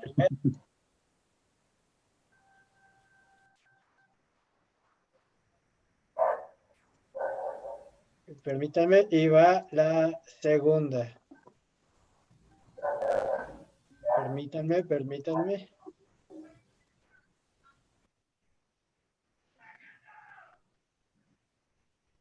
Va ahora. Perfecto, pues muchas gracias por su asistencia. Fueron preguntas muy interesantes, fueron ideas bastante enriquecedoras. Igual invito a todos ustedes a seguirnos por redes sociales al Círculo Mexicano de Estudios Coreanos. Este es el primer evento del Circuito Digital Corea. A lo largo de este semestre tendremos más eventos en línea, gratuitos, que van a pues tratar diferentes temas de la cultura y académicos concernientes a las 3 Coreas. Les recuerdo nuestra página de Facebook, muchos ya la conocen, pero también nuestro Instagram, los invitamos a seguirlos por medio de Instagram. En la imagen que está atrás de mí tienen la dirección del Instagram o del Twitter. Cualquiera de estas redes sociales tenemos diferentes contenidos y que esperamos sean de su interés. Pues muchas gracias y nos vemos en la siguiente edición. Buenas noches. Jorge, antes de cerrar. Dime, Eduardo. Perdón, solamente para complementar, agradecer a quien ha hecho posible la organización de este evento, justamente al maestro Fortino, ¿no? Y a la UAM, que ha sido abierta para que se haya podido realizar, y por supuesto las gestiones del doctor José Luis León Manríquez, que también pues ha hecho que podamos hoy reunirnos para conversar sobre el tema de la Guerra de Corea. Totalmente de acuerdo. Muchas gracias por ese agradecimiento e insistimos. Y esperemos que también sea el primero de muchos eventos que realicemos con la UAM. Muchas gracias. Hasta luego.